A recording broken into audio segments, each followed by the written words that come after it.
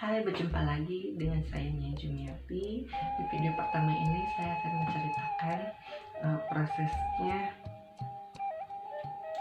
bisa melihat, bisa berkomunikasi, bisa berinteraksi juga bersama makhluk tak kasat mata atau bisa dibilang makhluk astral. Dari kecil saya bisa melihat makhluk astral tak kasat atau bisa dibilang makhluk tak kasat mata. Ya namanya anak kecil tidak bisa membedakan antara manusia sama makhluk astral. Malah waktu anak kecil tuh saya juga yang namanya anak kecil tidak sadari bahwa itu tuh hantu atau makhluk astral atau makhluk tak kasat mata atau apalah itu bahasa kalian. Dulu tuh ya saya benar-benar nggak bisa membedakan antara manusia sama yang kayak gitu. Jadi ya ngobrol aja kayak saya anggap ya manusia biasa gitu tanpa saya sadari gitu. Dari kecil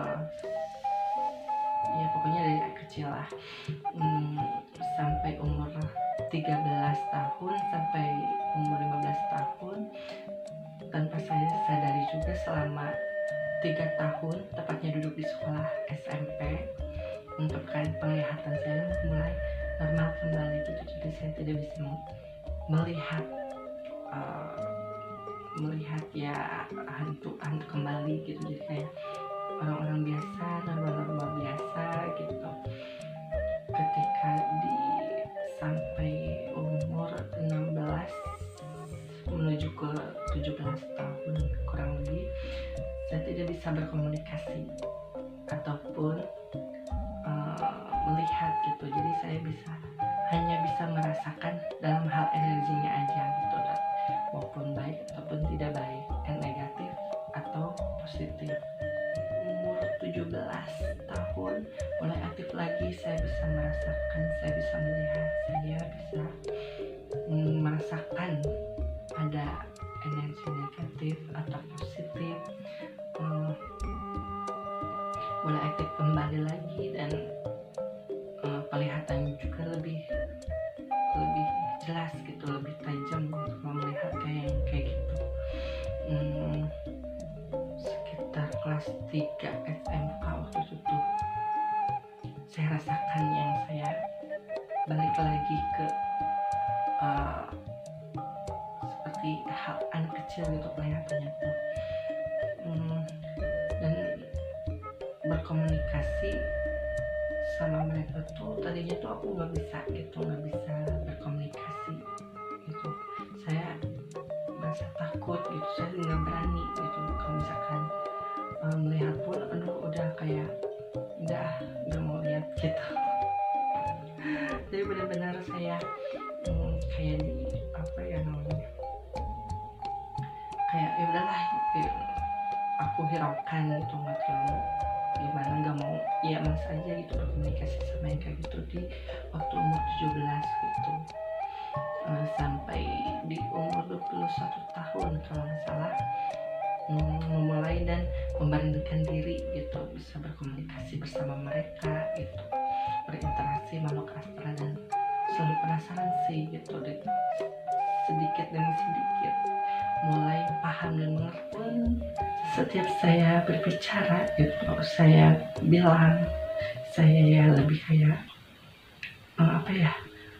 ya bilang gitu, pengen bilang gitu, saya pengen menceritakan gitu, tapi kepada orang tua pun dulu tuh masih gak percaya gitu. Maksudnya ya masa sih gitu bisa melihat gitu ya, dulu kan masih belum ada belum ada bukti juga dalam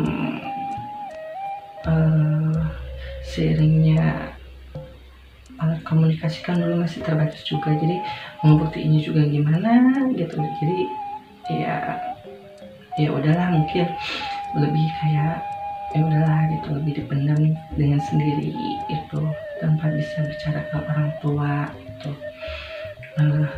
Semakin kesini semakin ya bertambahnya umur gitu, kepekaan semakin semakin meluas, semakin mempertajam gitu, semakin kuat gitu melihat yang kayak gitu, ataupun misalkan melihat orang atau melihat alam tuh, aduh semakin kalau misalkan untuk lihat tuh sih boleh gitu, maksudnya ya oke lah gitu, saya ya asik gitu tuh lebih kalau misalkan untuk melihat bisa membaca alam untuk ke depan, untuk sebelumnya, atau melihat orang nasib sejodoh atau rezeki yang kayak gitu, aku suka males gitu, nggak bisa menerima. Aku suka nggak, lebih berotak gitu, lebih menolak gitu.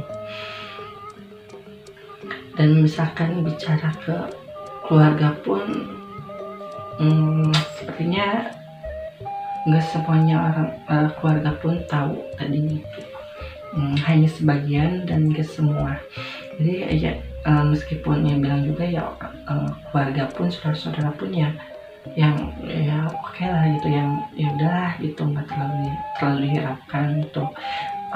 Dan mereka pun, saudara-saudari pun ya kayak apaan sih gitu. Ya namanya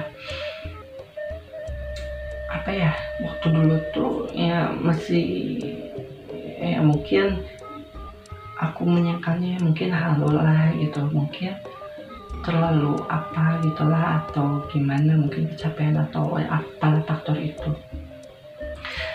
Di umur 23 saya masih menelan dan tidak bisa bicara ke siapapun itu, saya masih merahasiakan diri gitu, masih menahan gitu, saya nggak bisa membicarakan kepada orang-orang yang terdekat juga gitu.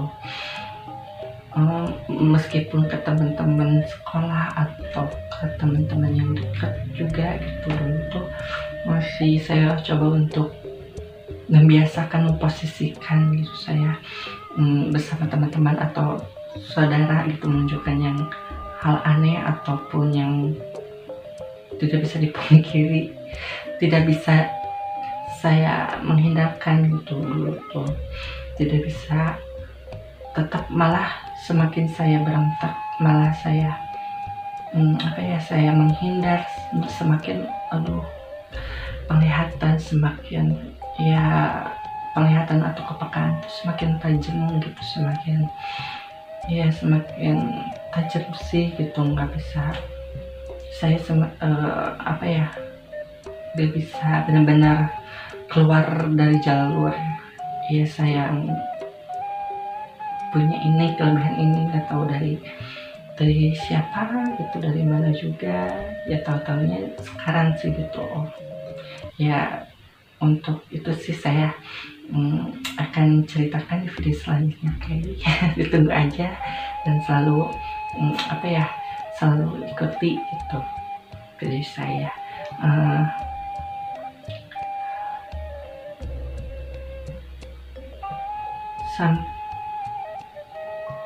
Sampai dari umur 22 tahun saya mempunyai sahabat hantu sejenis Miss K itu, yaitu Miss K itu Miss Kuntul Anak. Aneh-aneh, orang-orang bersahabat sama manusia atau sesama manusia lah. Aku mempunyai sahabat kuntilanak, ya udahlah, mungkin itu sahabat halunya aku itu, halusinasi guys. Pelepatan, maaf. Penasaran kan cerita pertama aku bersahabat bersama dia? Sampai sekarang aku sering berkomunikasi bersama dia, kalau misalkan ada apa-apa sama dia gitu. Penasaran kan cerita selanjutnya ada di video selanjutnya, di di partnya 2 itu, di ceritanya partnya 2. Sebelumnya saya meminta maaf bila ada salah kata dan ada perkataan yang menyinggung. Mohon maaf sebesar-besarnya. Jangan lupa subscribe, like, dan komen. Wassalamualaikum warahmatullahi wabarakatuh. Bye bye, jumpa lagi nanti.